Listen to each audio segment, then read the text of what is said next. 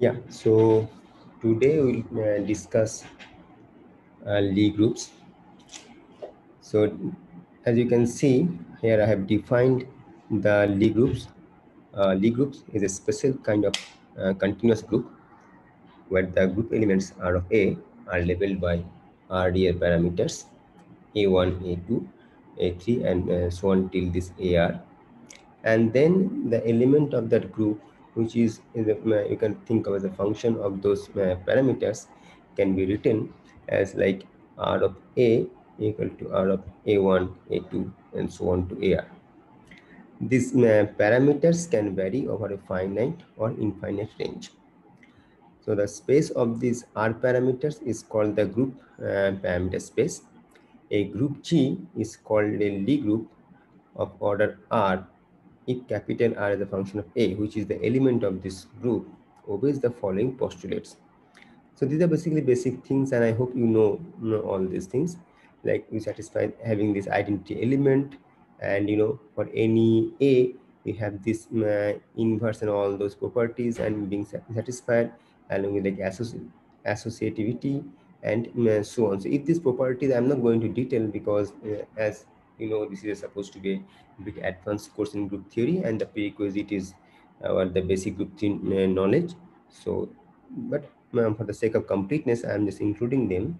If these things are basically satisfied, then you can define a group G, which you call as a Lie group. Okay. So now, the kind of Lie groups we'll be talking about are mostly compact, and there is certain kind of Lie groups we'll be talking about, which are not compact and which we call them non-compacts. So a Lie group is called compact if the parameters are bounded. For example, think about the real linear transformation group GL2, R. So R stands for the real, okay? So in two-dimensional space. So then these transformation matrices or the elements are like R of A is A11, A12, A21, and A22. So if you think about just a coordinate kind of thing, so xy is related to this transformed two-dimensional coordinate x prime, y prime, and through this R of A. Now the collection of all these 2 by 2 real non-singular matrices, which is R of A, forms a real linear transformation group under this matrix multiplication. And its elements are labeled by 4 real such parameters that you can see here, which are basically A11, A12, A21, and A22. So now, because there are some 4 real parameters are there and which are independent, so the order of the GL2R is 4. So that's what we have to count for this Lie group, that how many real independent parameters are there, and that will define the order of the group. Okay. So now if we restrict ourselves to the transformation with determinant of RA equal to 1, that means we are further imposing another constraint here where the determinant of these all these such matrices is identity, okay, the 1. Then we obtain a subgroup of GL2R, which we call the SL2R. So SL2R stands for Special Real Linear Transformation Group. That means this is very similar to GL2R, but now they are spanned by those matrices where they satisfy these properties, but along with that, the determinant is also 1. So now you can see for GL2R, they can be any 2 by 2 real non-singular matrices, right? But here the determinant could be anything. That is not fixed here. But once you define the special kind of things, so that's the S stands for special. So out of this all possible GL12 elements, and only these elements which satisfy the determinant we want, they form this SL2R group. And this is a very interesting way of nomenclature. When you talk about later some other groups, especially the continuous groups, then you see like for which are spanned by like the unitary matrices or the orthogonal matrices and so on. Then for special kind of criteria like this, the determinant of the group elements to be identity, that gives a kind of a subgroup of them, which and that always stand for the special feature of those general such groups. Fine. Now, once we define these Lie groups, then within that group we can define the kind of an algebra, right? So, like in quantum mechanics or in the field theory, we have already seen different kind of algebras, like the Poisson bracket kind of algebras already have seen, and the commutator algebra, right? So here also in the Lie groups, there's some kind of algebra which we'll find out. Okay, so as you can see that it has been noted that the elements which differ infinitesimally from the identity are sufficient to obtain most of the properties of the Lie groups, and that's the beautiful aspect of the Lie groups, that you start with the element and then you just part of that element very infinitesimally. Okay, and from there we can reach out to the whole group space, and that has been elaborated here from a mathematical perspective. So let's begin with Taylor expansion of the group element R of A. So the R of A can be written as R of 0. Say around 0 we are expanding here. So plus AK, XK plus so on. Okay? So the XK can be written as a delta R of A, del AK computed for all A equal to 0. So this is called the infinitesimal generator, or the generators of the Lie group.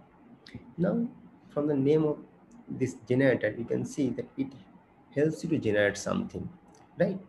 And that is actually you know what so you have this group space, you pick out one element, okay, and then you repeatedly act this generator on that thing, okay, and that's what it help you to reach out all the elements. So if you compare the similar idea, in respect to the discrete group, then you can see the discrete group, there's some kind of elements are there, right? And then if you use that element again and again on that thing, so you can span all the elements of the discrete group. So you can think of very similar idea and concept is working here as well.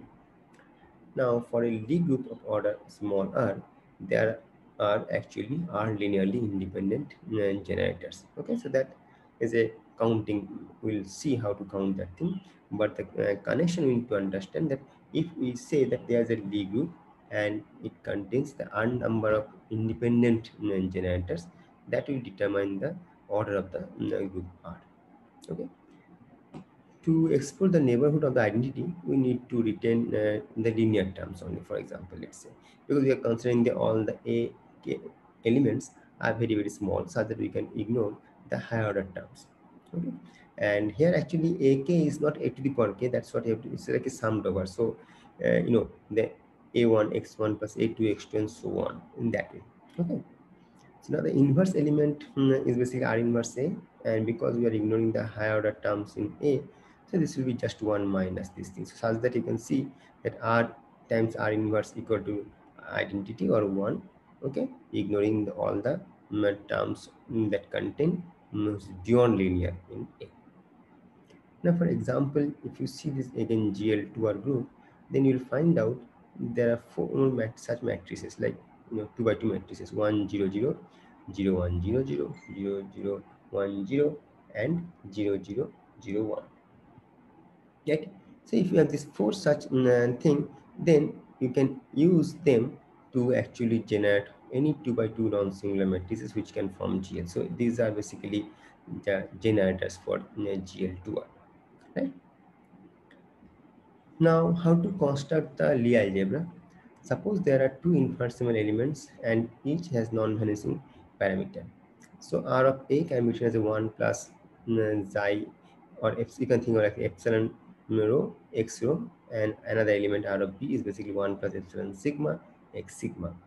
Okay, so RA, RB you can compute, which gives you the RC, which is another element, so that you can write down as a 1 plus C tau x tau, let's say, and RB, RA is basically another element, which is RC prime, and this thing. So now you can compute the commutator of RA, RB, which you can use these relations, and finally that write down in terms of the x, which are the generators, as x rho x sigma is C tau rho sigma x tau, and this is nothing but the Lie algebra. Okay, so that the commutator of two generators is basically some tensor. You can think of like an indexed structure, which is like a tensor element, and then the generators. So this is the tau is basically summed over. Okay.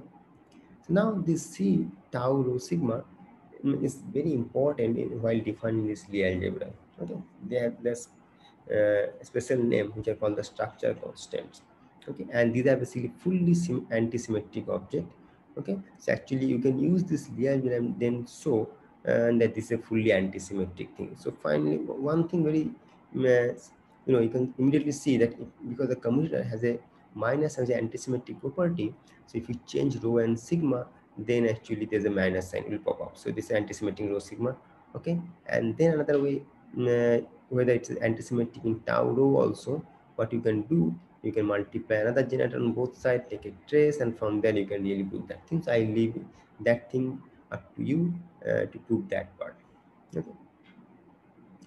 Now the structure constant actually follow a very interesting relation, which is called the Jacobi identity, and that is actually followed from this relation. You can think of like if it is the cyclic permutation of the generators, like x rho x sigma commutator, which is also taking a commutator with x tau, and then the second term would be like x sigma x tau commutator that takes a commutator with x rho and so on. Okay, so this cyclic permutation, if you do, that will give you the 0, and that's called the Jacobi entry. Now, what you can see that x rho x sigma is actually a structure constant times another generator, right? And then that generator and this generator will give you another structure constant. So then you will get a relation which is basically sum of few terms, and each term is basically bilinear in structure constant, and that will give you the 0. So the structure constant also satisfies the Jacobi entry, and that's a very important aspect of this Lie algebra. Okay. Now, let's talk about the finite transformation. So let's consider that R, the function of delta phi, where you can think of as a rotation or something like that if you want to visualize this, but it's not necessary to be rotation in general. But which you can write down as the 1 plus delta phi x phi, where the delta phi is much more smaller in infinitesimal, so you can ignore the other higher terms. And for let's say x phi is basically 0 minus 1 1 0.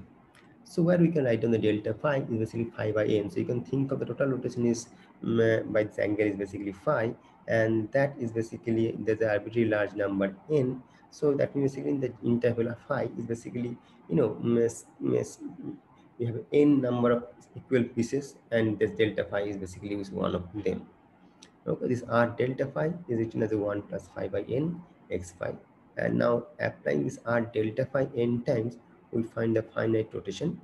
So you can this thing you can expand that from this relation, and you take this n tends to infinite limit, and from there you can write down this cos phi minus sin phi cos phi relation.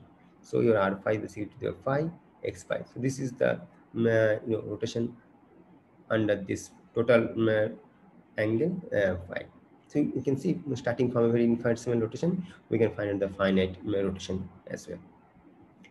Now there's a nice way to put side by side in the corresponding between the Lie groups and Lie algebras, and Lie groups will be always defined in terms of the elements, if you can see, and Lie algebras in terms of the dictated by the generators, and they're very similar kind of properties. I'm not going to detail about those things because each of the terms here.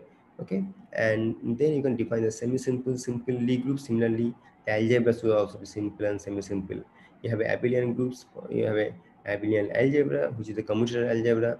Okay, and then you have a non-abelian groups, you have a non-abelian algebras, and so on. So now there's an interesting aspect here that if you have a semi-simple Lie group, which is a direct product of a set of simple Lie groups, and this is actually very important because when you talk about the application of this group theory in the high energy physics, then you'll see that this will follow very much, like some group time direct product, and that so direct product is not just the multiplication; it has a specific meaning for that, and we will explore more when we talk about explicit structures. But as of now, when we write down a group which is like G equal to G1 direct product, G2 direct product, G3, and so on to Gn, that's called a semi-simple Lie group, which is a direct product of a set of simple groups. And then we can define a semi-simple Lie algebra, which is a direct sum of the set of Lie algebra. So if A can be written as A1 plus A2 plus N, And in both cases, the important aspect basically they are orthogonal or they are independent to each other. So you can see the Gij, you can take any ij, okay, that will be 0. And then here also for the algebra of ai and aj, that will be also 0. That means basically if you are working, so in the naive way to put this thing is like, if you are working with G1 group, that the group action and all those properties, all the things that you are doing within this G1, then all other groups like G2, G3, and all those things will be spectator. So they will be completely unaffected. And true for the algebra as well. And that's why they are so important. And we'll see starting from, when we talk about the standard model of particle physics, which is actually written the symmetric with the product group, or if you start from the unified group, and you can written down the subgroup of this unified groups in terms of the semi-simple Lie groups, or the direct product of different kind of simple Lie groups and so on. So those are lots of application in this context. So we should keep this thing in mind very much. Okay, so now so far we have talked about these leaves in more from the abstract notion, but let me give you some one example here. Then actually it will be much easier, and most of you are, I guess, familiar because this is with the basic Lie groups people talk about. So this is the unitary groups, right? So unitary, like U1 is basically nothing but say phase or the rotation. So the elements are basically identity elements, the one by one. So you can just number. So number of generators is basically dimension of the group space, and then dimension of the number of parameters, right? So for the U1, we have only one independent parameter. Okay, so number of generators is also one. And as we told, basically generators you can think of like a basis vectors in the while talking about the group space as like a vector space.